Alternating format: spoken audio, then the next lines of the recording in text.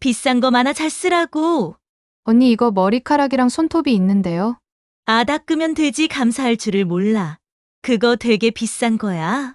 내가 생각해서 물려주는 거야.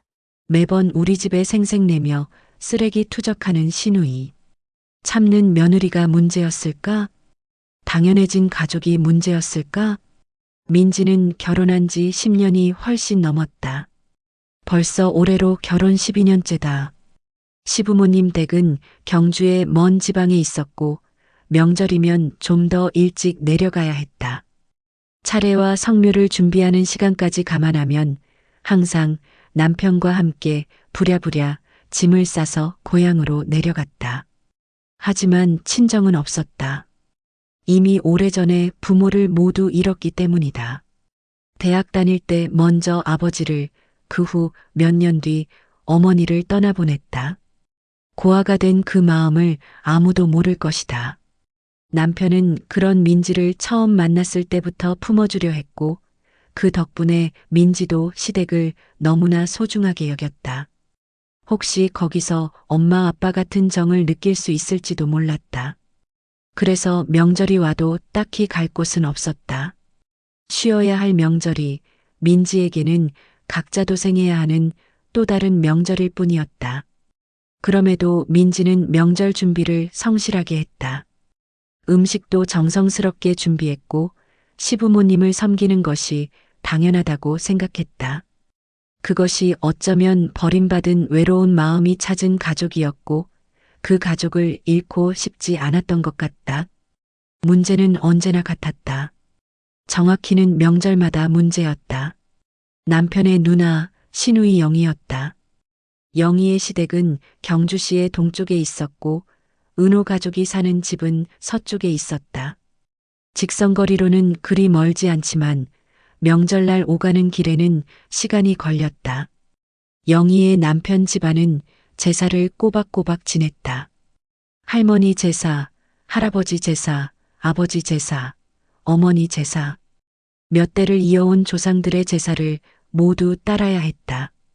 그 때문에 영희는 명절날 아침부터 저녁까지 정신없이 움직여야 했다. 하지만 명절 당일 차례가 끝나기 무섭게 영희는 아이 둘을 데리고 친정집으로 들어왔다. 마치 어떤 위험한 것에서 탈출하듯이. 그리고는 늘 하룻밤을 자고 갔다. 아무 예고도 없이 갑자기 나타났다가 갑자기 떠나는 시기였다. 은호는 누나니까 환영했다. 민지도 처음엔 반겼다. 시누이와 조카들을 맞이하는 것이 의무이자 기쁨이라고 생각했다. 근데 10년을 반복되니 패턴이 보였다. 항상 같은 시간에 항상 같은 말을 하면서 항상 같은 태도로 온다는 걸. 시누이 영희는 문을 들어오자마자 하소연부터 했다. 어제 하루 종일 전 부쳤어. 진짜 몇십 장을 부쳤는지 몰라. 그리고 고기도 다 손질해야 하고 밥도 지어야 하고. 나 진짜 너무 힘들어. 그렇게 10분을 쉬지 않고 자신의 고생담을 늘어놨다. 마치 세상에서 가장 불쌍한 며느리인 것처럼. 그 표정도 목소리도 제스처도 모두 연기하는 것처럼 자연스러웠다. 민지는 그 말을 들으며 어깨를 주물러주고 따뜻한 물을 마시라고 권했다. 혹은 침대에서 쉬라고 했다. 그렇게 영희를 위로했다. 하지만 하소연은 늘 이렇게 끝났다. 그래도 너는 제사 음식 안 만들잖아. 그 말이 떨어지는 순간 공기가 확 달라졌다. 마치 예쁜 말로 포장했던 상자를 뜯어보니 안에는 독이 들어 있었던 식으로. 그 말의 무게는 이 집 며느리 민지의 어깨에 고스란히 내려앉았다. 그러면서 내가 만드는 음식을 먹고, 내가 차려주는 밥상을 먹고, 내가 정리한 침대에서 자고 가는 거구나. 민지는 그 말을 소리내어 하지는 않았지만 그렇게 자신의 마음속으로 되뇌었다. 시누이는 자신이 제사를 지내지 않는다는 점을 자랑처럼 그리고 면제권처럼 여기는 것 같았다. 하지만 민지가 제사 음식을 만들지 않는 이유는 따로 있었다. 은혼의 가족은 형식적인 제사는 지내지 않기로 결정했기 때문이었다. 할아버지, 할머니 댁을 더 이상 따라갈 수 없다고, 시대가 변했다고, 추도식으로 마음을 담아 기리는 것이 낫다고 판단한 것이었다. 그것은 민지의 결정이 아니라 은호와 시부모님이 함께 내린 가족의 결정이었다. 시부모는 늘 자기 딸 영희를 안쓰러워했다. 우리 영희가 별난 시댁에 시집가서 고생한다더니 이제 봐도 그렇네? 너무 힘들어 보여. 시어머니는 영희를 보면 항상 이렇게 말했다. 영희의 시댁의 제사 문화가 너무 오래되고 복잡하다면서 자신의 딸이 그곳에서 애쓰고 있다고 생각했다. 하지만 그러면서도 시어머니는 민지가 명절마다 아이들을 맞이하는 것, 그들을 위해 음식을 준비하고 침대를 정리하는 것을 완전히 당연한 일로 여겼다. 마치 민지가 그렇게 하도록 태어난 것처럼. 민지는 며느리니까 그렇게 해야 하는 것이고, 친정이 없으니까 더욱더 시댁에 집중해야 한다고 생각하는 것 같았다. 어느 날 시어머니는 민지를 보며 말했다. 우리 영희는 엄마가 멀리 사니까 동생네가 네 친정이지. 그 말은 들리는 순간부터 민지의 가슴에 박혔다. 친정이 없는 며느리 앞에서 당신의 딸이 당신의 며느리의 대체 친정이 될 수 있다는 말. 그것은 얼마나 모순적이고 얼마나 상처 주는 말인가. 민지는 그 순간 깨달았다. 자신이 시댁을 친정처럼 여기려 했지만 시댁은 민지를 딸처럼 여기지 않는다는 것을. 시누이 영희의 친정이 될 수는 있지만 자신의 친정이 될 수는 없다는 것을. 그 말은 오래도록, 정말 오래도록 민지의 가슴에 남았다. 마치 못처럼 박혀서 매일 그것을 건드릴 때마다 아파오는 그런 식으로 말이다. 이번 명절엔 영희가 오지 않을 줄 알았다. 영희의 시댁에서 제사를 제대로 지낸다고 했으니까 그 바쁜 와중에 은혼의 집까지 올 리 없다고 생각했다. 민지는 그런 생각에 은은한 안도감을 느꼈다. 그런데 갑자기 전화가 왔다. 민지야, 갑자기 시아버지가 병원에 입원하셨대. 시아버지 병문안은 또 가야 해. 시누이의 남편 쪽 아버지가 급히 쓰러진 것이다. 그건 정말 갑자기 일이었다. 영희는 남편과 함께 시댁의 병문안을 가야 했다. 당연한 일이었다. 그런데 그 다음 날, 내일 저녁에 내려갈게. 안 막힐 때 병문안을 다녀오고 나면 바로 거기서 너희 집으로 갈게. 그렇게 말했다. 그리고는 예전과 다르게 하룻밤 더 자고 갈 생각까지 했다. 마치 이 모든 일이 당연하다는 듯이. 민지는 그 말을 받으며 뭔가 열이 올랐다. 남편 아버지 병문안도 중요한 일인데 그 바쁜 와중에 왜 우리 집에 또 와야 하는 건가? 그것도 여유가 생기면 일하는 식의 태도로. 그리고 하룻밤 덜하니 이미 정해진 것도 아닌데. 하지만 민지는 또 참았다. 12년을 그렇게 참아온 여자였으니까. 한 번은 명절 연휴에 은혼의 가족이 여행을 다녀왔다. 대구에 친구를 만나러 내려갔다가 그 김에 부산까지 다녀온 여행이었다. 은호와 민지 그리고 둘 사이에 태어난 아이들이 함께한 시간이었다.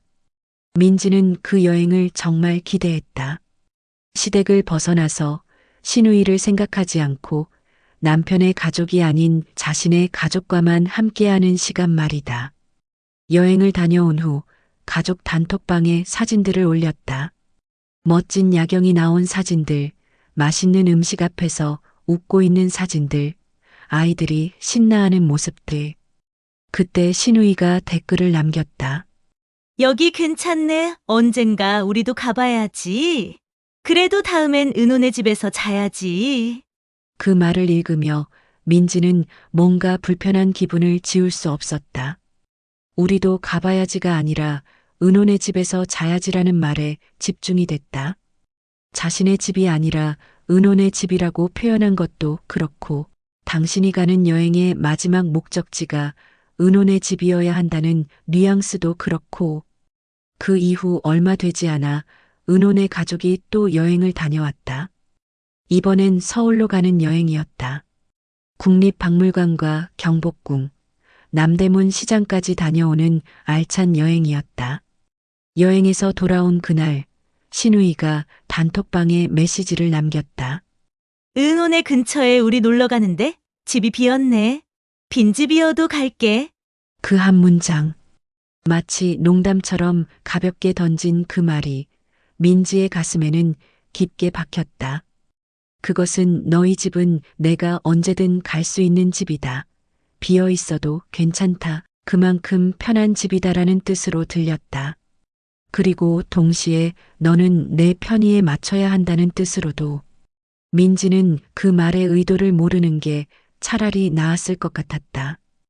의도를 알수록 상처가 깊어질 뿐이었으니까. 신우이는 종종 아이 옷과 장난감을 물려준다며 가져왔다. 물려주는 것은 좋은 일이다. 형이나 누나의 아이가 쓰던 옷을 동생의 아이가 입는 것, 그것은 자연스럽고 아름다운 일이다. 하지만 영희가 가져오는 물건들의 상태는 너무나 당황스러울 정도였다. 명절 당일 영희가 큰 봉투를 들고 들어왔다. 민지야, 이거 받아. 우리 아이들이 이제 크니까 너희 아이들 줄게. 좋은 거 있고 장난감도 있어. 민지는 그 말을 듣고 고개를 끄덕였다. 고마워하는 표정을 지었다. 그게 맞는 태도라고 생각했으니까. 고마워요. 언니 잘 쓸게요. 좋은 옷들이니까 잘 입혀. 비싼 거 많아. 그 말을 하는 영희의 표정은 마치 큰 은혜를 베푸는 것 같았다. 마치 자신이 뭔가 소중한 보물을 나눠주는 것처럼 친절과 인심 쓰는 태도가 듬뿍 묻어났다. 정말 고마워요. 이렇게 챙겨줘서. 하지만 봉투를 열어본 순간 민지의 얼굴이 굳었다. 보풀이 가득 자라난 옷들, 색깔이 바래고 자국이 남아있는 옷들, 쓰레기가 섞여 있는 블록들, 발이 부러진 피규어들, 그리고 머리카락과 손톱 조각까지 들어있는 장난감들. 민지는 순간 뭔가 올라오는 것을 느꼈지만 삼켰다. 삼켜야 했다. 아직 신우이가 거실에 앉아 있었으니까. 언니 이게 뭐예요? 민지의 목소리는 조용했다. 차분했다. 하지만 그 안에는 분명히 뭔가 떨리는 게 있었다. 뭐가 뭐냐고? 좋은 옷과 장난감들이지. 아니, 언니. 이 블록들을 보세요. 여기에 뭐가 들어있어요. 민지가 블록을 집어들었다. 그 안에는 정말로 쓰레기가 보였다. 밥풀 같은 것도, 먼지도, 그리고 뭔가 이름 모를 것도. 영희는 그걸 보고도 웃음을 터뜨렸다. 아, 그건 그냥 먼지겠지? 닦으면 돼. 언니, 이건 먼지가 아니라 진짜 뭔가. 아이고, 뭐, 이 정도 가지고. 엄마들이 다 이렇게 물려주는 건데. 내가 얼마나 좋은 거 챙겨서 주는데. 감사하기나 해. 그 말이 떨어지는 순간 공기가 달라졌다. 인심을 써주는 위치에서 감사를 강요하는 위치로 변했다. 마치 영희가 자신의 버려진 쓰레기를 황금처럼 포장해서 준 것처럼. 민지는 입을 닫았다. 더 이상 뭐라 할 수 없었다. 왜냐하면 이미 영희는 자신이 좋은 일을 했다고 확신하고 있었으니까. 자신이 대단한 인심을 썼다고 생각하고 있었으니까. 그리고 그 인심에 감사하지 않는 사람은 배은망덕한 사람이 되는 것이었다. 네. 감사합니다. 민지가 그렇게 말했을 때 그 말 안에는 감사도 없었고 고마움도 없었다. 있는 건 항복뿐이었다. 이 상황을 더 이상 싸우고 싶지 않다는 항복. 자신의 감정을 죽이고 상황을 받아들이는 항복. 그래, 이제 조카들도 잘 입고 가지고 놀 수 있겠네. 영희는 그렇게 말하고는 거실로 돌아가 시어머니와 이야기를 나누기 시작했다. 마치 자신이 방금 큰 일을 해낸 것처럼. 마치 자신이 정말 좋은 고모인 것처럼. 민지는 다시 봉투를 들었다. 그리고 조용히 안방으로 옮겼다. 나중에 정리하기 위해. 하지만 마음 한구석에선 이미 알고 있었다. 이건 그냥 정리하는 일이 아니라는 걸. 이건 자신이 해야 할 일이라는 걸. 그리고 이 일을 하면서도 감사해야 한다는 걸. 며칠 후 영희가 떠나고 난 후 민지는 그 봉투의 내용물을 하나하나 확인했다. 먹을 수 있는 것은 살리고 버려야 할 것은 버렸다. 세탁기에 넣을 수 있는 옷들은 세탁해서 개었다. 장난감들은 하나하나 닦아냈다.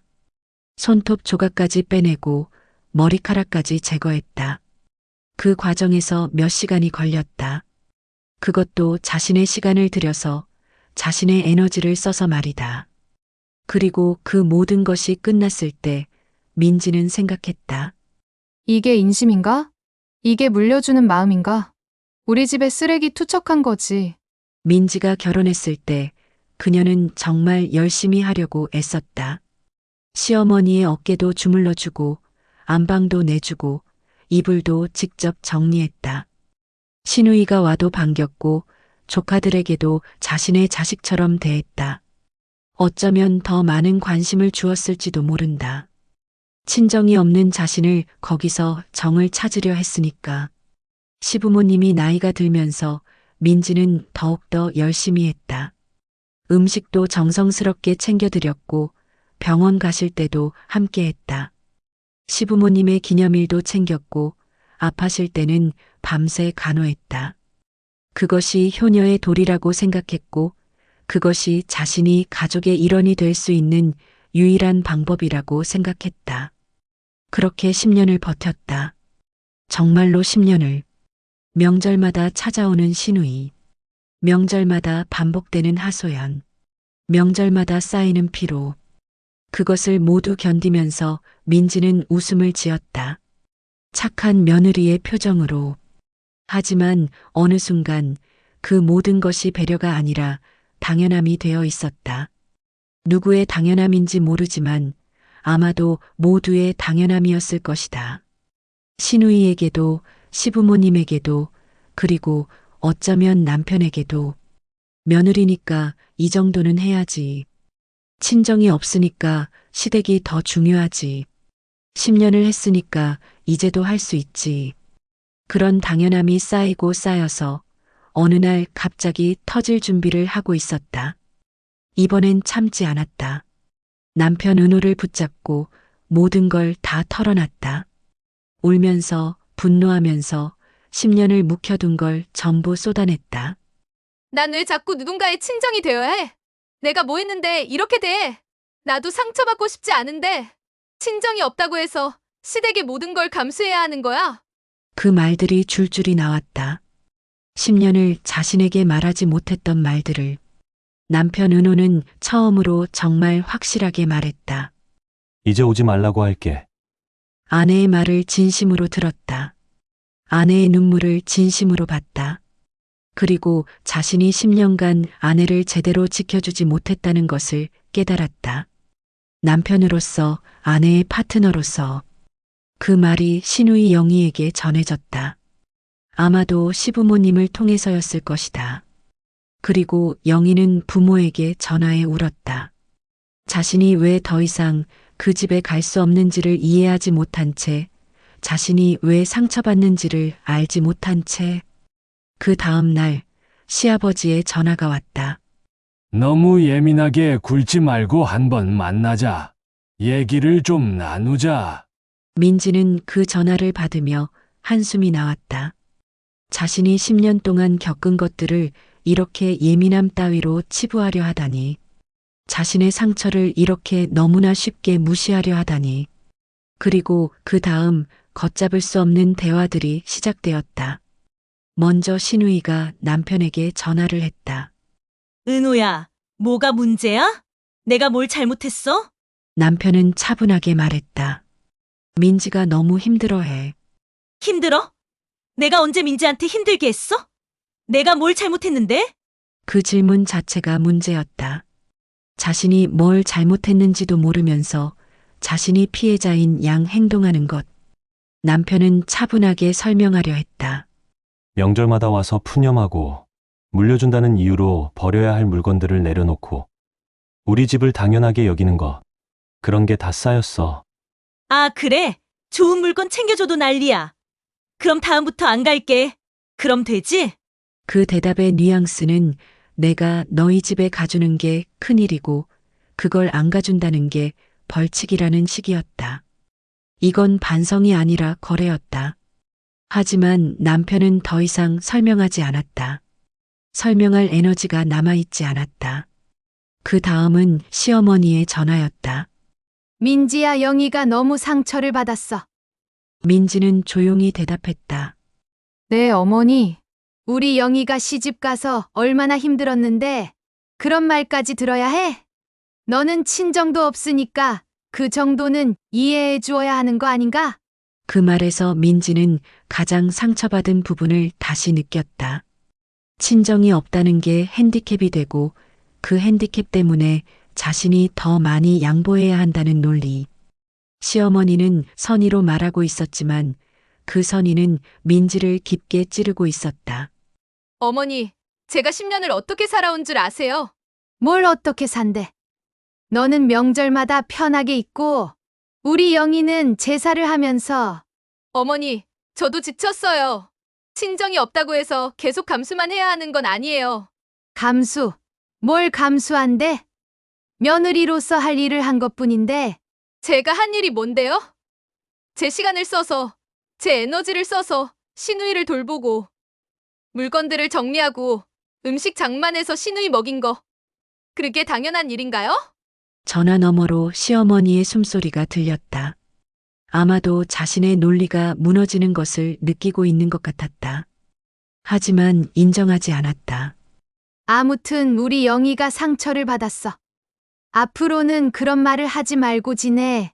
가족끼리 서로 품어줘야지. 전화는 그렇게 끝났다. 민지의 상처는 인정받지 못했다. 시어머니는 앞으로 하지 말라고 요구했지만 민지가 지겨워한 것들은 앞으로 멈춰지지 않을 것 같았다. 그리고 시아버지의 전화가 왔을 때 더 흥미로운 대화가 시작되었다. 너 뭐 하는 거냐? 여자 하나 단속 못 해가지고 이 사단을 만들어! 남편은 한숨을 쉬었다. 아버지, 제 아내입니다. 여자가 아니라. 뭐 하는 소리야? 아무튼 너는 가족을 위해서 좀 더 배려해야지. 누나도 힘들고. 누나가 힘들어요? 누나는 왜 힘들어요, 아버지? 제 아내가 누나 때문에 10년을 얼마나 힘들었는데요? 10년? 뭘 10년을? 누나가 올 때마다 푸념하고, 누나가 올 때마다 제 아내가 음식을 만들고, 침대를 정리하고, 누나의 짐을 챙기고, 그동안 제 아내가 얼마나 지쳤는지 아버지는 몰라요. 그게 며느리 할 일 아닌가? 그 질문에서 모든 게 끝났다. 아버지는 여전히 자신의 딸을 보호하고 자신의 며느리를 소비하는 것이 당연하다고 생각하고 있었다. 아버지, 이제 그런 생각은 접으세요. 전화는 그렇게 끝났다. 시아버지의 목소리는 점점 작아졌고 마지막엔 아무 말도 없었다. 그날 남편 은호는 전화를 끊었다. 아버지의 압박에도 어머니의 눈물에도 흔들리지 않고 처음으로 진정으로 아내의 편이 되었다. 10년 묵은 체증이 내려간 날이었다. 그렇게 중얼거렸다. 마치 축제라도 하는 것처럼, 아니면 어떤 무거운 짐을 내려놓은 사람처럼. 참고 견디는 것이 늘 미덕은 아니었다. 희생이 항상 아름다운 것은 아니었다. 무한한 배려가 항상 사랑인 것도 아니었다. 어떤 관계는 선을 그어야만 비로소 건강해진다. 민지는 그날부터 달라졌다. 더 이상 누군가의 친정이 아니라 자신의 삶의 주인이 되기로 했다. 남편이 자신의 편에 섰으니 이제 자신도 자신의 편에 설 수 있었다. 가족도 중요하지만 자신도 중요했다. 시댁도 중요하지만 자신의 평온도 중요했다. 효도도 중요하지만 자신의 존엄도 중요했다. 이것이 민지가 10년의 침묵 끝에 얻은 깨달음이었다.